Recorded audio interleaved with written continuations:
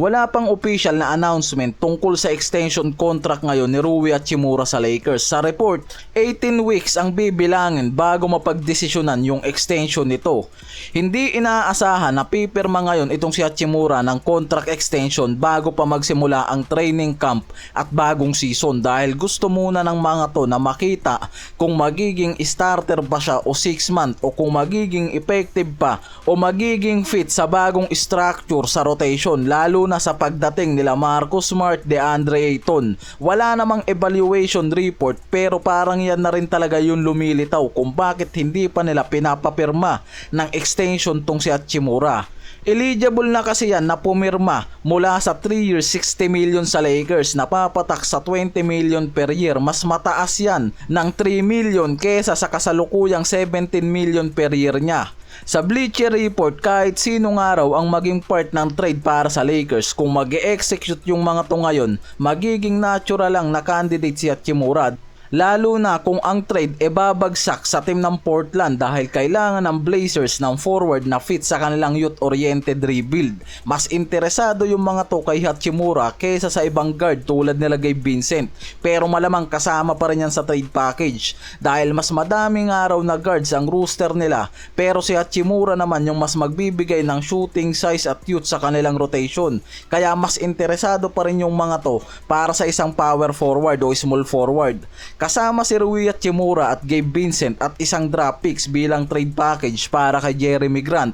Una pa lang kasi sa report, mataas na talaga ang interest ng Lakers na makakuha yan sa Portland. Dahil si Grant yung isa sa mga forwards na flexible bilang kombinasyon ng scoring at defense. Nag-a-average siya ng 21 points nung nakaraang season na may kasamang mataas na efficiency. Kaya lamang na lamang ang Lakers talaga kung sakaling makuha nila to, lalo't nangangailangan din yung mga to ng third or fourth na option para makakombine kay LeBron at Luka sa susunod na season. Nasa potential na ang trade talks dapat nitong si Jeremy Grant sa Lakers, pero napuputol yan dahil nga ang unang hinihingi ng Portland parehong tradable na first round picks mula sa 2029 at 2031 para sa Lakers, na masyadong mabigat para nga raw paboran ng Lakers yung hinihingi na to ng Portland, kaya nagiging malaking balakid yung hinihingi na yan na draft capital. May mga alternative naman na trade package na kayang ibigay ang Lakers sa halip na ibigay lahat ng first round picks nila, dahil pwede nga raw magbigay lang ng isang protected 1 top 3 protection at dagdag ng isang second round pick para nga hindi matalo ang Lakers sa pwedeng mangyaring trade na to at pwedeng tanggapin ng Portland ang offer na yan, lalo na kung kasama nga raw dyan ang forward din na si Hachimura at isang guard na si Gabe Vincent na mismong nakikitang paraan para mas maging makatotohanan ang pagkuha ng Lakers ngayon kay Jeremy Grant. Kaya kung hindi nakikita ng Lakers yung magiging role nitong si Hachimura at kung hindi talaga to magiging fit sa bagong structure na rotation ng Lakers na binubuo ni JJ Redick, paniguradong matutuloy ang pag-trade niyan bago mag-umpisa ang season.